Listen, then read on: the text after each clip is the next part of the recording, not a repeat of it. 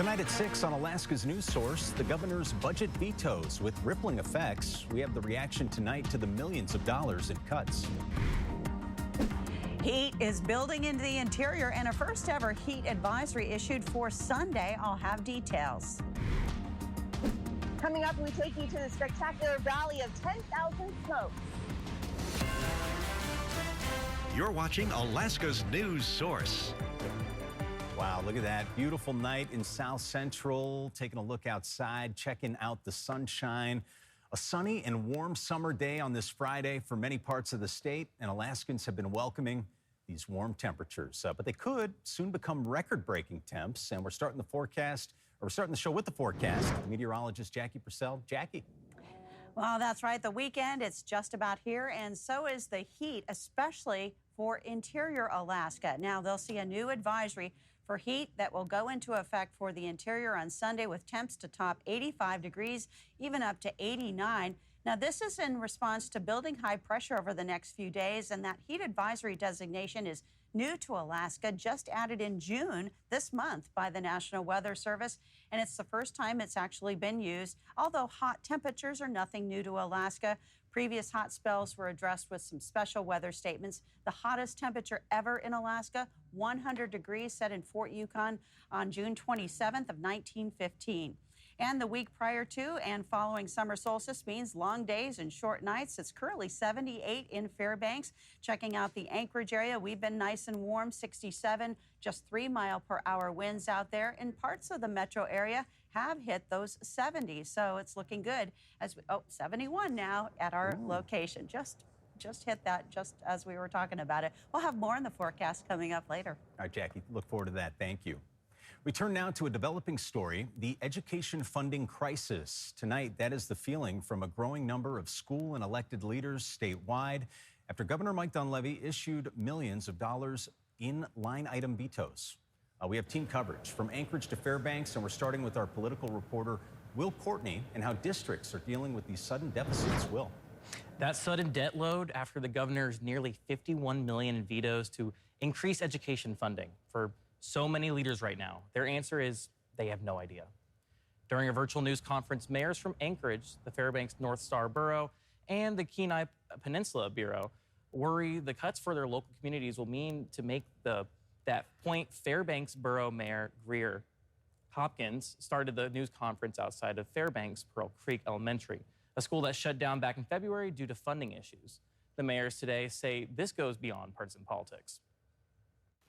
And this year, our Borough Assembly and I increased education funding at the local level to record amounts by $4.7 million. And these cuts are going to result in an additional $2.5 million loss in revenue to our district. That's without any loss in enrollment. That's only his cut. That means our district has to go back and close more schools. I'm kind of here representing conservative taxpayers that may believe that they want to see things go a certain way and base all education on some outcome objective, which I support. However, this is essentially a tax shift. It's the state not meeting a constitutional expectation, requirement, if you will. We're voluntarily increasing our funding to education, which is unsustainable on the local level. And one of those who says they don't have the answer is the Anchorage board president. Leaders joined by parents in the news conference, they also talked today about things like decreasing salaries and potential difficulty in hiring new teachers. The mayors urged lawmakers to go back to adding funding when the session starts in January. But that's 7 months away. Districts soon need to make their choices. John? Well, Courtney, thank you very much. In the interior, leaders are reacting with disappointment, in some cases support to the governor's veto. Our Alex Bangle is live in Fairbanks, continuing our team coverage. Alex? A special meeting now planned for the Monday after next here at the Fairbanks School District building, as education leaders are scrambling to cope with the sudden $2.5 million budget shortfall after the veto. Now, some of those leaders were at the joint news conference today. The school district had planned for at least the same amount of state funding as they had received last year. The school district school board president calling the vetoes frustrating, disappointing, and shocking. Legislators, however, showing less surprise, some pushing for an override vote this summer. Others saying that must happen in January and will likely be then. Today, we have about $74 a barrel oil. That more than balanced the budget. It actually would have provided a small surplus going into next session.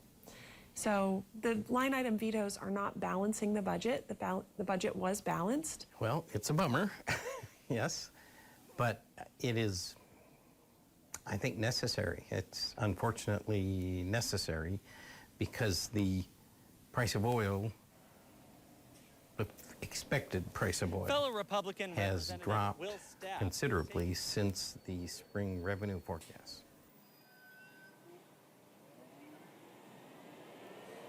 Fellow Republican Representative Will Stapp taking a different tone, saying there is no material reason why an override vote can't happen at a special session this summer. However, most of the legislators we talked to were saying that an override vote, if one happens, will likely happen in January. Alex Bengal, Alaska's news source. And we're continuing our coverage of a downtown community protest. Johnson Kuhn, who reports that this group showing solidarity with protests across the country, speaking out against the rise in recent immigration raids. Johnson. That's right, John. We're here at the MLK Memorial, where a large crowd has steadily gathered over the last 30 minutes when things were getting started. Now, earlier today, I did speak with a member of the Party for Socialism and Liberation, Michael Patterson, who told me in addition to today's protest, weekly demonstrations will continue outside the Anchorage Correctional Complex to show support for 40 ICE detainees sent to Anchorage last month as part of a contract ICE made with the state. Patterson tells me the PSL is in the process of raising $4,000 to provide each of the men $100 to assist them while they remain detained here in Anchorage. Our mission behind that is to really let them know, the Anchorage 40, that people in this community know they're here, they shouldn't be here, but that people in the community know they're here, and so they're not alone. Now, in a statement from the Anchorage Police Department, they said they are aware of today's protest and they fully support everyone's constitutional right to gather and express freely their opinions under the First Amendment. John? Johnson Kuhn reporting. Thank you, Johnson. And a quick update on the massive Willow project slated for here in Alaska. The Associated Press reports a federal appeals court panel is refusing to vacate the approval of this oil project. This follows a March 2023 approval by then-President Joe Biden's administration of the project being developed in the National Petroleum Reserve, Alaska. The majority determination is that overturning the project's approval would be unwarranted and its consequences severe. You can head to our website for the latest. And we're heading back to the Valley of 10,000 Smokes. Going to learn about its storied history. That's coming up right after the break.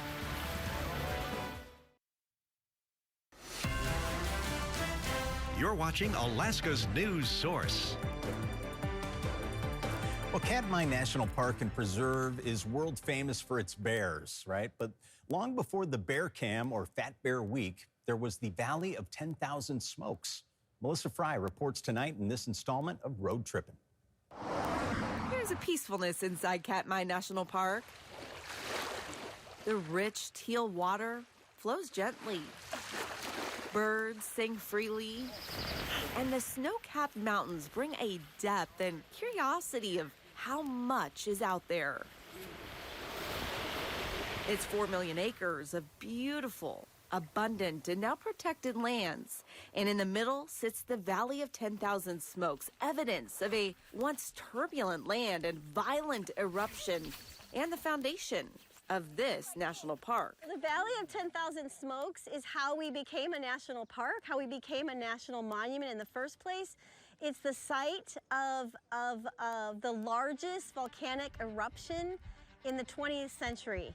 Today it's a beautiful landscape, but 113 years ago, in June 1912, a single magma vent, now named Nova Rupta, was the site of an eruption that was felt around the world. So powerful that Mount Katmai, more than 6 miles away, collapsed when the magma was rapidly pulled from the mountain. The wildlife were decimated. birds were falling out of the sky, the animals, mammals destroyed, and the salmon did not come back for 5 years. They were just gone.